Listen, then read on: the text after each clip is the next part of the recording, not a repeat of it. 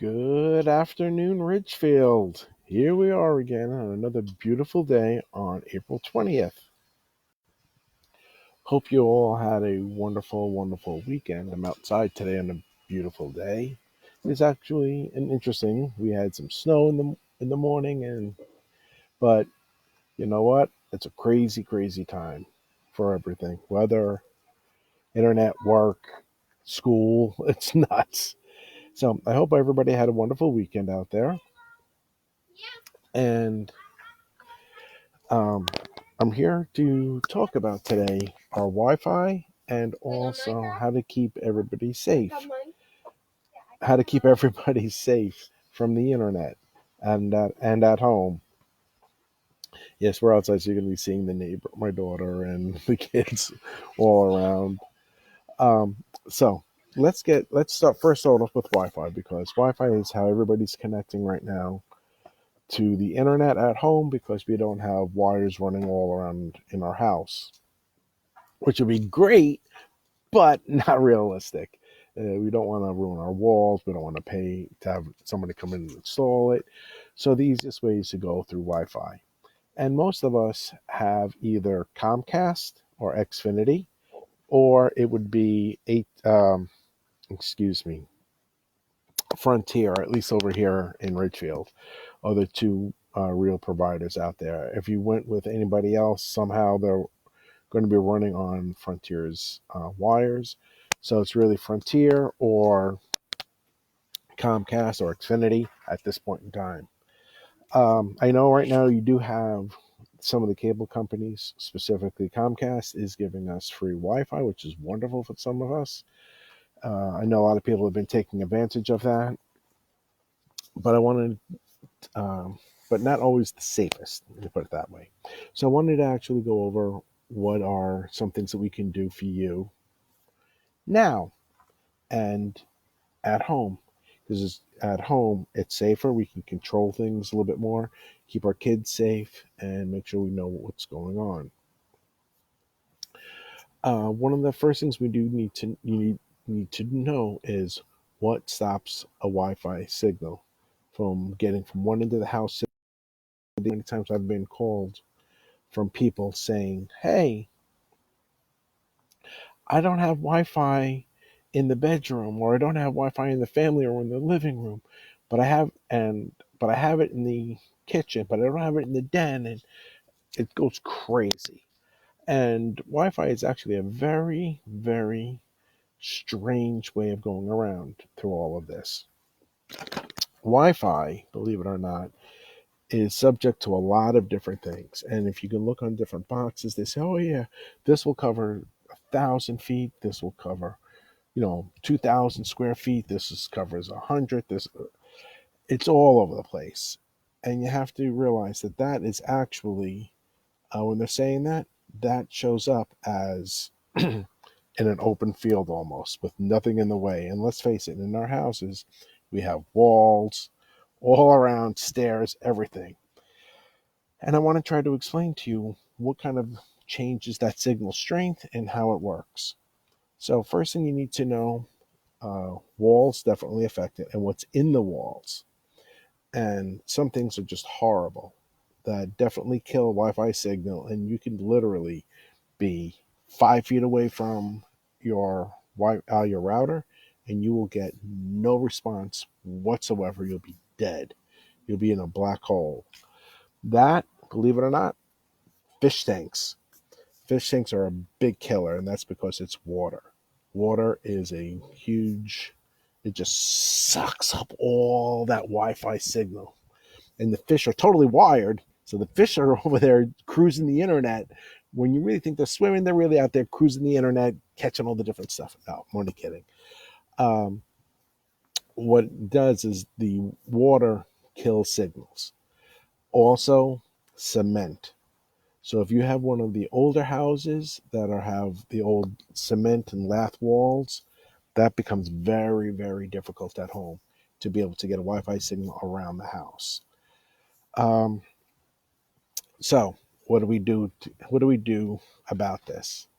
So first things first, you need to kind of figure out where you want the signal to start. You need to know what's going around. Oh, yes, by the way, kitchens, not a good thing. Bathrooms are also a horrible thing. They cause a lot of problems. So, what do we do about this? Well, we have to do things to move the signal around these huge obstacles. Oh yeah, another big problem I've had this actually at one of my clients is those beautiful fireplaces, stone fireplaces that everybody loves. Big problem. Big problem. Signals do not like to go through concrete either because concrete is actually considered fluid and the signal just does not penetrate through it. So, what do we have to do is you have to get something that's called either an access point, which is good. They're great providing you can connect back to your router itself. Or the second thing you can do is get what they call a wireless extender, which means you don't need a physical connection back to your router. You just need to be in a spot where you're able to get a Wi-Fi signal. So now you can move that signal around to be able to help other people, to help and get it to where you want it to be. These uh, extenders, the pricing goes out on Amazon anywhere from like $40, go up to as much as 100. It's a lot. I don't actually recommend these, however, but this is something that people have done. It was a cheap way of moving the signal around, and it used to be the way to do it. Nowadays, the way to do it, or what I've been doing, and I've been implementing now with a lot of my clients, and that's been very successful. My clients have been extremely happy. Is I've been doing what's called a mesh system. It's a way of covering your house with more Wi-Fi signal and signal at all different points, so that you're able to accept that connection. It's not one device. Usually, they're coupled either as two, three, four, five devices. Then you're probably saying, "Oh, how am I going to do that?" Well, it's actually a lot simpler. They're very complex in the back end, but for a home user, it's very simple and you can install it very easily. The You get one device that does need to get connected back to your router. You're physically going to plug it in with a wire. They're going to call it a network cable. Will be connected, and it's going to send out a signal. Now, think of this signal like a radio signal. It's just broadcasting it out there, and then you're going to go to a point where it's um, a little weaker, probably about 35-40% of its signal strength is left. You're going to set up your second one, and at that point, you'll set up the second one. You will then configure it to take that same signal and repeat it out. So technically it's called a repeater, but they're calling this a mesh because now you're going to get a third device and put it someplace else. Now that third device might be able to connect to the second one or back to the first one. It doesn't matter, but it's meshing it all together so that no matter where you are within your house, you're still able to maintain that connectivity and you can roam freely around the house no matter where you are. I have found these to be working very well. The one that I like is put out by Linksys. It's called Velop. Another one is the Netgear Orb. Again, a very good one. One of the companies that came out with this probably maybe 5 years ago now, maybe even more, I don't remember, was called Eros. They were huge company. Their units are actually fairly expensive. Three of them, they usually come in packs of three, are around $500. It's a lot of money, but if it gives you Wi-Fi and keeps the whole family happy, keeps the kids quiet, maybe it's gonna worth that much money. I don't know. It depends on your kids. Um, that's our neighbor's dog. Don't worry. Um, but that's how you would actually get things moving. They're very easy to set up. We're always willing to come out and help you if you need it set up, but it does work. Sometimes it's just the positioning of these units will make a big difference. There is something else I actually put down in our notes today. There is an application called Wi-Fi Analyzer. The Wi-Fi Analyzer, it's an app that you can load on your phone, And what it does is it tells you how good your signal is and how is it talking. We'll actually talk a little bit more about that at a later point in time or in a different video because I don't want to give you too much information on one thing. But we will go through that, and I will bring this up again. The Wi-Fi Analyzer, it is to help you um, make sure that your signal in your house isn't colliding with everything else in your house, because the Wi-Fi signal that we use for our computers actually is the same one that our cordless phones work on, remotes for the TV, the microwave that everybody has. When we're running it, all that can interfere. So we want to try to get our signal as far away or in a place where it's not being used as much as a whole bunch of others. We don't.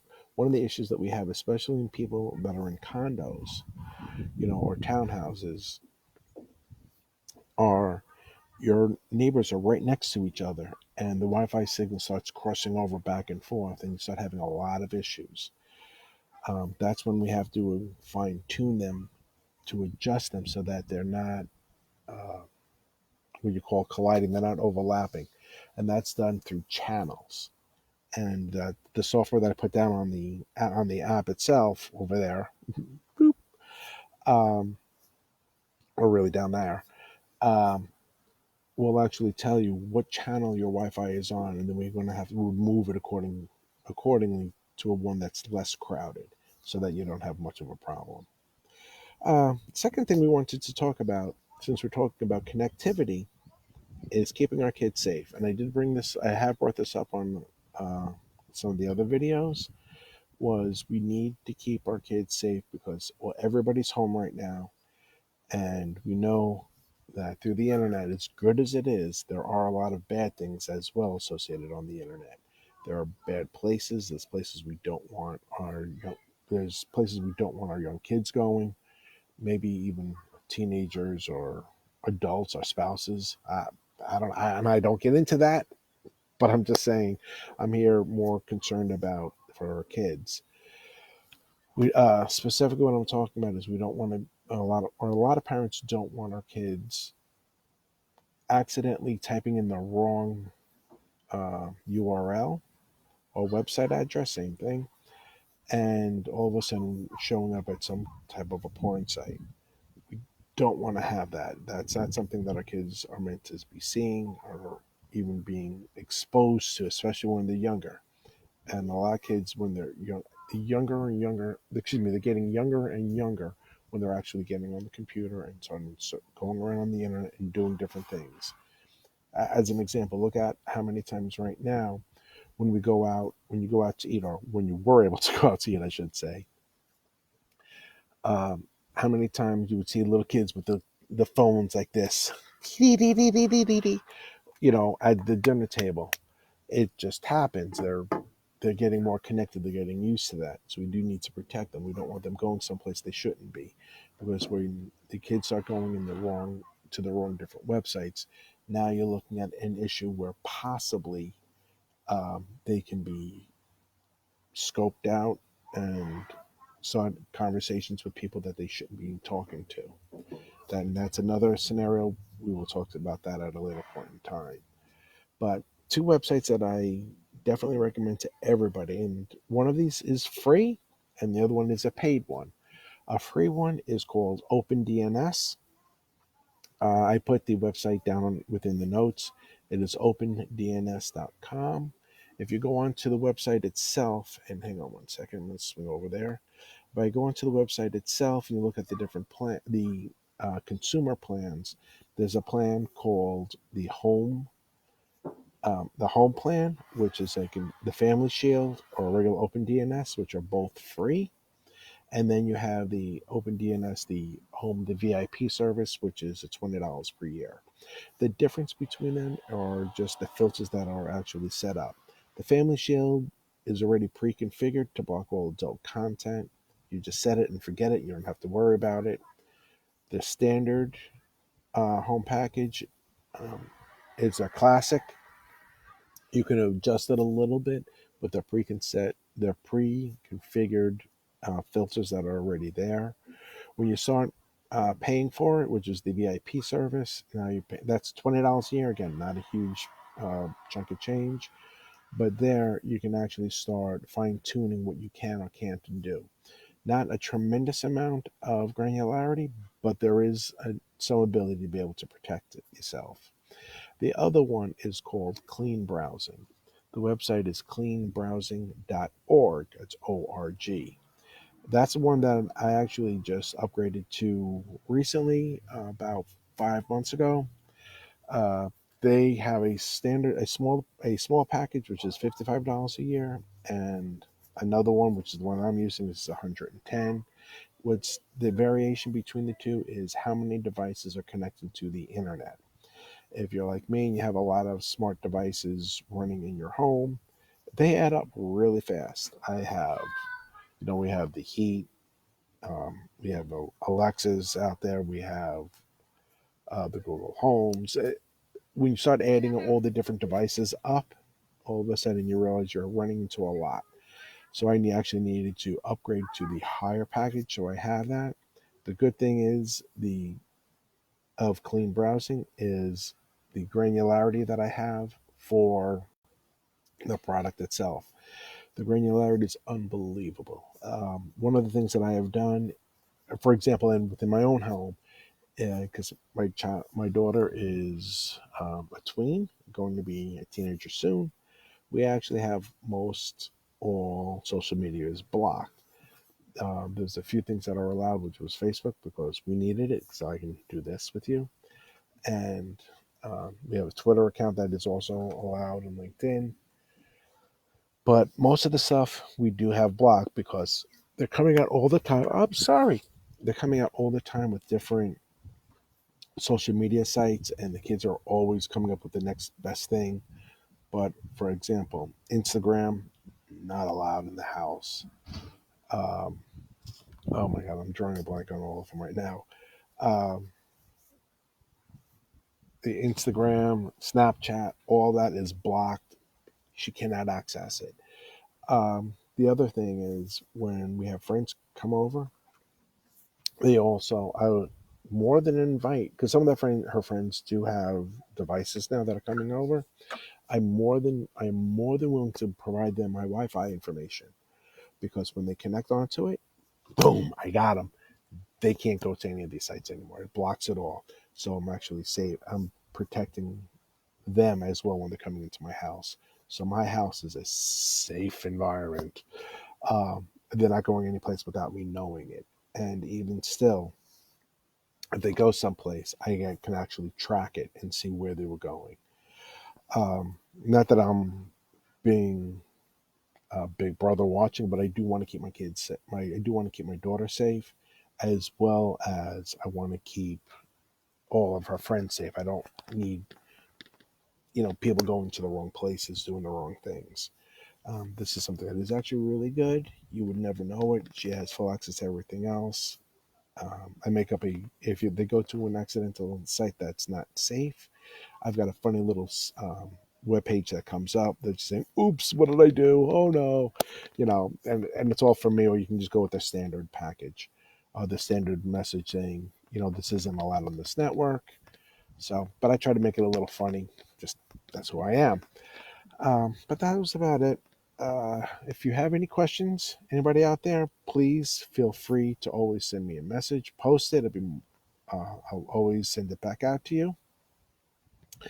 Thank you very much, Richfield. Have a wonderful day. Stay safe and remember, help protect your local businesses and support them. Thank you and have a wonderful day.